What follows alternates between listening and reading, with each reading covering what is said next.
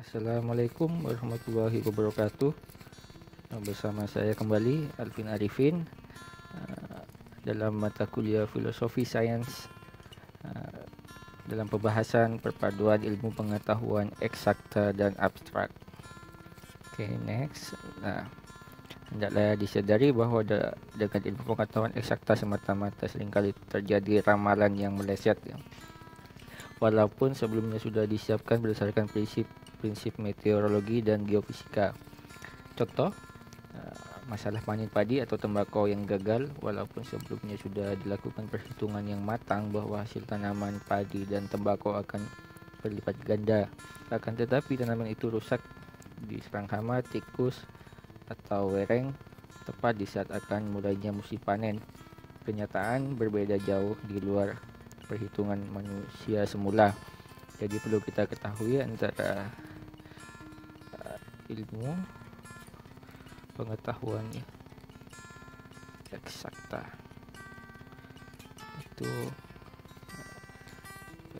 itu lebih ke nyata, ada sebab akibat di situ, nyata dan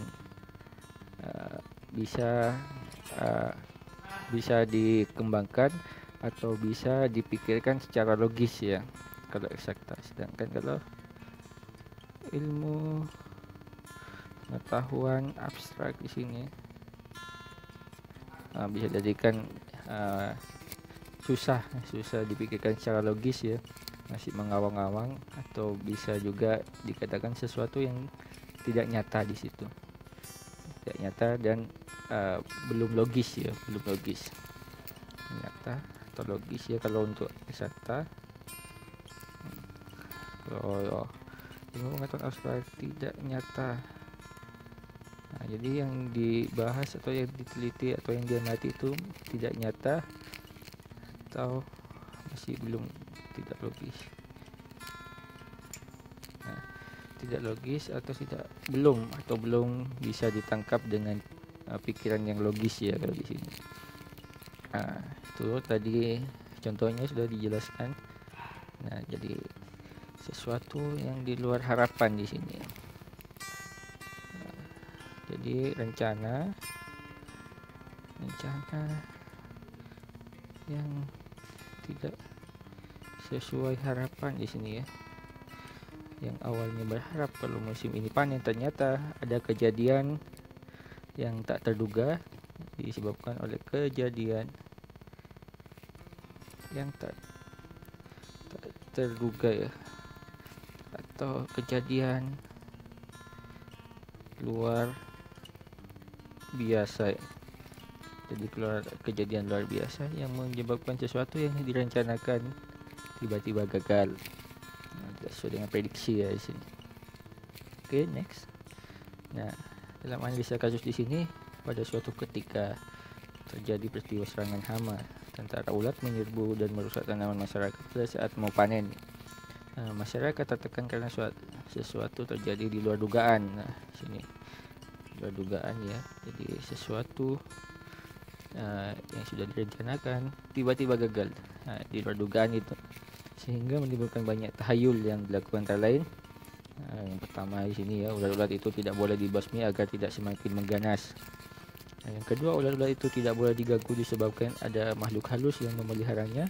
Kemudian agar masyarakat petani setempat membakar kemenyan di sekitar sawah untuk mengusir makhluk halus, Yang keempat dan lain sebagainya itu. Jadi sini ada tahayul. Tahayul itu pikiran yang tidak logis sebenarnya, tahayul masih pemikiran yang tidak logis. Di sini sudah masuk ke pengetahuan abstrak di sini, sesuatu yang tidak logis, yang tidak nyata, yang diawang-awang sih. Karena di sini melibatkan yang namanya makhluk halus katanya, sesuatu yang tidak nyata kalau secara logisnya, kalau secara eksaknya, saya memberi contoh misalnya tikus. Tikus yang menyerang tanaman petani itu disebabkan karena predator tikus yaitu ular sedikit, jadi hilangnya atau semakin sedikitnya populasi ular. Nah, kalau dipikir secara eksak, secara logis, secara nyata itu banyaknya populasi tikus di suatu pertanian itu disebabkan karena hilangnya predator murni tikus yaitu ular ya. Bisa disebabkan karena mungkin ular itu diburu oleh petani atau diburu oleh warga sekitar, sehingga tikus merajalela ya, populasi tikus itu merajalela. Tikus, kemudian ular di sini bisa disebabkan contohnya karena diburu manusia ya. Nah, kalau dalam pengetahuan eksak itu yang disebut dengan rantai makanan ya, rantai makanan. Jadi tikus itu predator murninya adalah ular, sedangkan ular itu diburu oleh manusia. Jadi itu saling berhubungan ya, dilihat dari segi ilmu eksak, yaitu hubungannya sama rantai makanan. Nah, kalau kita lihat di sini, kalau kita hubungkan ya dengan kasus tersebut, misalnya ulat semakin banyak, berarti predator murninya itu habis ya, tidak ada.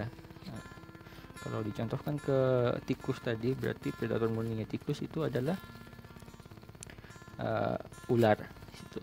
Ular berarti semakin banyak populasi tikus, berarti semakin sedikit populasi ular di situ ya. Nah, itu salah satu analisis logisnya ya. Oke, next. Nah, analisa berdasarkan ilmu eksakta di sini, timbulnya ular itu muncul secara bersamaan dan menyebar ke seluruh ladang dan sawah petani apabila terjadi musim kering yang berlangsung lama sekali, kemudian diikuti oleh musim hujan yang terputus-putus, atau kalau musim hujan yang datang diselingi musim kering secara ulang-ulang. Keadaan ini merupakan saat yang baik untuk ulat berkembang biak. Untuk membasmi ulat ini haruslah dilakukan dengan cepat sekali sebelum mereka sempat mengganas kembali. Setelah ulat melakukan penyerbuan, umumnya ulat akan mati dengan sendirinya dalam waktu 3 jam atau lebih. Tetapi ulat masih meninggalkan telurnya yang akan berubah menjadi ulat lagi. Nah, kalau di sini dilihat dari ilmu eksakta yang masalah ulat tadi, ini karena musim ya. Kalau secara logikanya itu disebabkan karena musim reproduksi di sini ya, ulat ya, musim reproduksi. Oke, next. Nah, kalau analisa berdasarkan ilmu metafisika ya, nah dari ilmu pengetahuan abstrak di sini, setiap sesuatu yang ditangkap oleh panca indera, manusia dapat menangkap berbagai jenis daya alam yang dapat dihitung jumlahnya. Jika daya-daya alam yang ditangkap oleh panca indera ini mempunyai kesesuaian gelombang, maka akan timbul peristiwa getar-menggetar atau resonansi yang akan menyebabkan alat panca indera itu mampu melihat, mendengar, merasakan, dan sebagainya. Dengan demikian dapat dikatakan bahwa tubuh manusia itu merupakan suatu sistem penangkapan gelombang. Ini kalau dilihat dari ilmu metafisika ya. Oke, next. Nah, daya alam yang ditangkap panca indera ini merupakan gambar ya, gambar daya alam yang ditangkap oleh panca indera, proses of release. Jadi proses untuk release itu, atau bisa artikan siar ya, disiar atau disebarkan. Proses untuk disebarkan itu, jadi apa yang ditangkap oleh panca indera itu proses di siar istilahnya, atau bisa dicerna ya, atau bisa dikatakan juga dicerna, siar atau juga bisa dicerna ya, dicerna itu ini suatu ya, apa yang dicerna, informasi itu yang ditangkap panca indera itu, informasinya dicerna atau disiarkan itu. Kemudian ada input getaran lah, ada getaran di situ, ada getaran ke otak ya. Jadi informasi itu yang dicerna kemudian disiarkan atau dialirkan tadi ke otak ya, kemudian ada sinapsis. Kemudian dari situ ditangkaplah informasinya itu,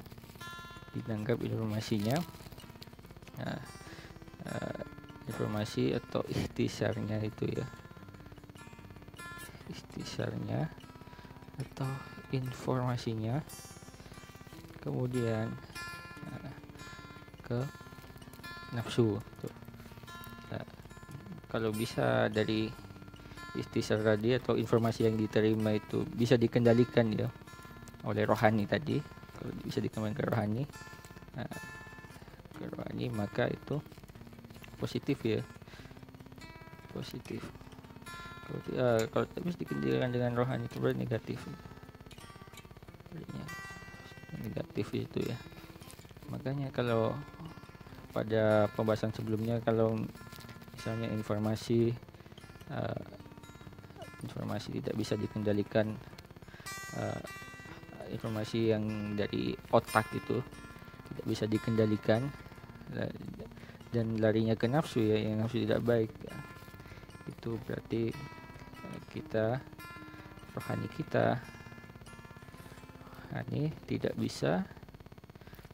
tidak dapat ya mengendalikan ragawi dari apa yang ditangkap oleh otak, kemudian informasinya dicerna, kemudian larinya ke nafsu yang negatif, berarti rohani tidak dapat mengendalikan ragawi, dan itu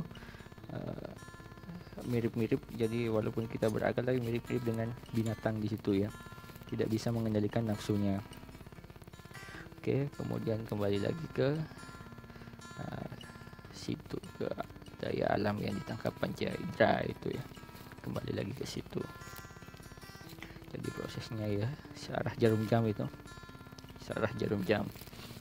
Oke, terima kasih atas atensinya. Kita diskusikan kembali di kelas. Saya akhiri. Wassalamualaikum warahmatullahi wabarakatuh.